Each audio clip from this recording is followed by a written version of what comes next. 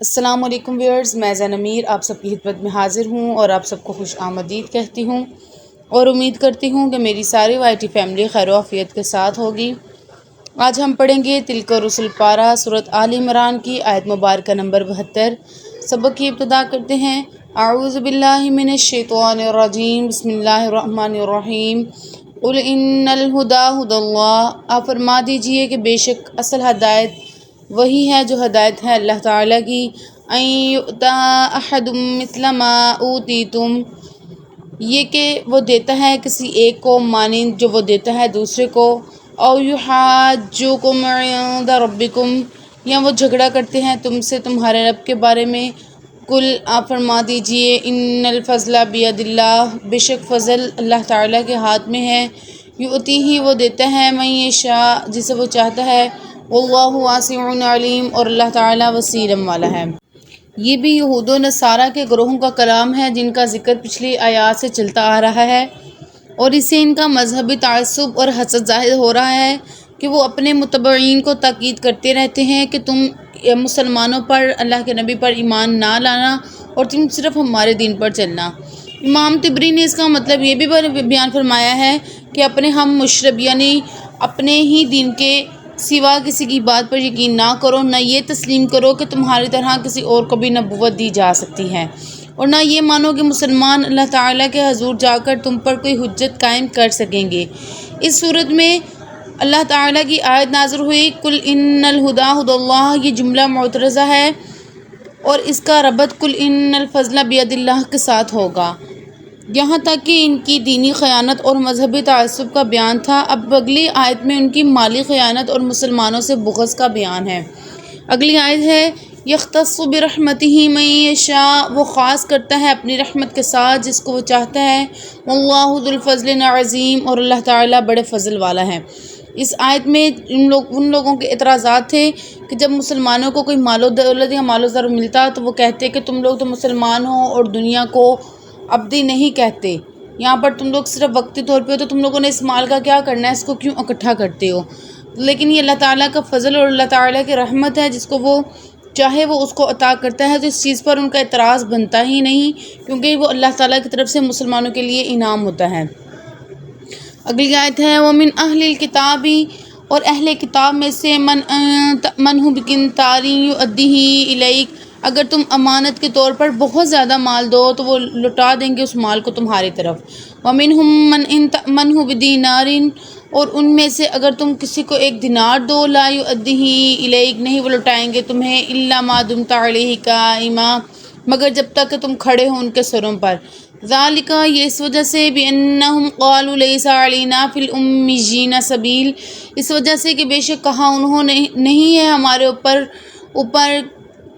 امیوں کی کوئی سبیل یا رستہ۔ وَيَقُولُونَ، اور وہ کہتے ہیں، عَلَى اللَّهِ الْكَذِبَ، اوپر اللہ تعالیٰ کا جھوٹ، وَهُمْ يَعْلَمُونَ، اور وہ اس چیز کو بخوبی جانتے ہیں۔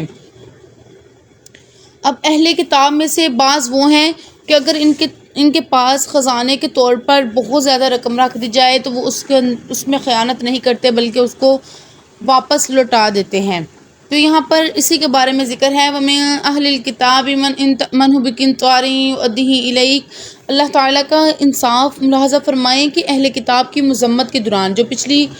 آیات میں چلتا آ رہا ہے، عیسائیوں اور یہودیوں کی مذمت چلتی آ رہی ہے، اس کے دوران اگر ان کے کچھ لوگوں میں کوئی خوبی تھی تو اس کا اعتراف بھی فرمایا ہے۔ مذمت صرف ان کی فرمائی ہے جو اس کے حقدار تھے۔ ایک خزانہ امانت ادا کر دینے والوں کی بہترین مثال صحیح بخاری میں مذکور ہے۔ وہ تفصیلی واقعہ ہے جس میں بنی اسرائیل کے ایک شخص نے دوسرے اسرائیلی سے 1000 دینار قرض مانگا، پھر پہنچانے کے لیے کشتی نہ ملنے پر لکڑی میں ڈال کر سمندر کے حوالے کر دیا، پھر بعد میں خود بھی لے کر حاضر ہوا، مگر دوسرے نے بھی امانت کا مظاہرہ کیا اور بتلایا کہ مجھے تمہاری طرف سے لکڑی بھیجی ہوئی رقم مل گئی تھی۔ یہ تذکرہ بخاری شریف میں ہے، جو کہ پہلی امت یعنی بنی اسرائیل کی ابتدا وقت کا ہے، جب ان لوگوں میں امانت زندہ تھی اور وہ دوسروں کا حق کھانا، خیانت کرنا گناہ نہیں سمجھتے تھے، جبکہ اب کے جو عیسائی یہود و نصارہ ہیں وہ دوسروں کا حق کھانا اپنے لیے کوئی گناہ نہیں سمجھتے۔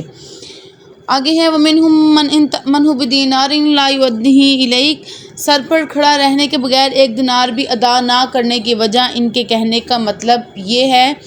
کہ امی یعنی عرب کے لوگوں کا مال کھا جانے میں ان پر کوئی گرفت نہیں ہوگی، یعنی کہ انہوں نے اپنی طرف سے ہی اپنے اوپر فتویٰ لگا لیا ہے کہ اللہ تعالیٰ نے ان کو اتنی چھوٹ دی ہے کہ اگر وہ عرب کے لوگوں کو امی کہا جاتا تھا،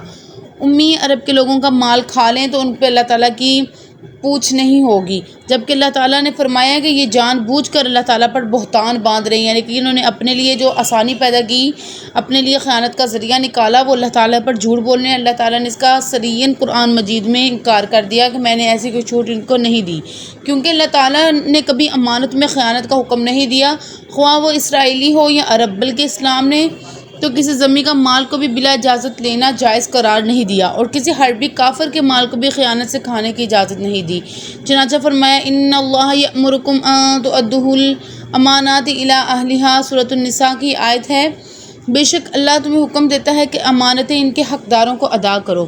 افسوس کہ یہود کی طرح بعض مسلمان بھی کفار ممالک میں سود کے لین دین کے لیے کہتے ہیں کہ دارالحرب میں سود جائز ہے، اور دارالحرب بھی اپنی مرضی کا فرمایا ہوا ہے، خواہ اس میں جنگ ہو رہی ہو یا نہ ہو رہی ہو، صرف یہ کہ ہم نے سود لینا ہے تو کوئی نہ کوئی انہوں نے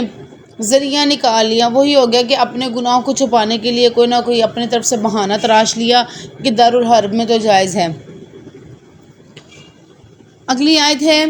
بلا من اوفی بعہدہ واتقی فإن اللہ یحب المتقین، کیوں نہیں جو شخص اپنا عہد پورا کرے اور ڈرے تو یقیناً اللہ ڈرنے والوں سے محبت کرتا ہے۔ کیوں نہیں، بلا یعنی اس بد عہدی اور خیانت پر ضرور مواخذہ ہوگا، اللہ تبارک و تعالیٰ قیامت کے روز اس کے بارے میں ضرور سوال کریں گے، اس کے بارے میں ضرور پوچھیں گے۔ ایک تو یہ کہ انہوں نے خیانت کی، بدفعلی کی، اوپر سے انہوں نے اللہ تعالیٰ پر الٹا بہتان باندھ دیا کہ اللہ تعالیٰ نے ہمیں چھوٹ دی ہے، اس کے متعلق ہم سوال نہیں کریں گے۔ تو اس پر یہ آیت ہے کہ اللہ تعالیٰ اس بدعہدی اور خیانت کے بارے میں ضرور سوال کریں گے، مواخذہ کریں گے۔ اب اللہ تعالیٰ کا پسندیدہ اور محبوب شخص تو وہی ہے جو اللہ تعالیٰ اور اس کے بندوں سے کیا ہوا عہد پورا کرتا ہے، اور اس میں رسول اللہ صلی اللہ علیہ وآلہ وسلم پر ایمان لانے کا عہد بھی داخل ہے، اور پھر ہر معاملہ میں اللہ تعالیٰ سے ڈرتا ہے۔ اور جو شخص اللہ تعالیٰ سے ڈرتا ہے وہ کوئی بھی گناہ کرنے سے پہلے یہ سوچتا ہے کہ جب قیامت کے دن میں اللہ کے حضور پیش ہوں گا تو میں کیا جواب دوں گا۔ اس وجہ سے اللہ تعالیٰ سے ہر معاملے میں ڈرنا بھی چاہیے، اور جو شخص اللہ تعالیٰ سے ڈرتا ہے وہ اللہ تعالیٰ کی شریعت کا اتباع کرتا ہے جو نبی کریم صلی اللہ علیہ وآلہ وسلم لے کر مبعوث ہوئے ہیں۔ آگے ہے ان الذین یشترون بعہد اللہ وایمانہم ثمنا قلیلا، بے شک وہ لوگ جو اللہ کے عہد اور اپنی قسموں کی بس تھوڑی قیمت لیتے ہیں۔ اس کی تشریح ہم انشاءاللہ اگلا سبق میں پڑھیں گے۔ اسی کے ساتھ میں آپ سب سے اجازت چاہتی ہوں، اپنے دعاؤں میں یاد رکھیے گا، اور میرے ویڈیو کو لائک اور کمنٹ ضرور کریے گا، اور میرے چینل کو سبسکرائب کریں جو نئے آئے ہیں، اور اس بیل آئیکن کو لازمی پش کریں تاکہ آپ میری آئندہ آنے والی ویڈیوز کو بھی دیکھ سکیں۔ اجازت چاہوں گی، فی امان اللہ۔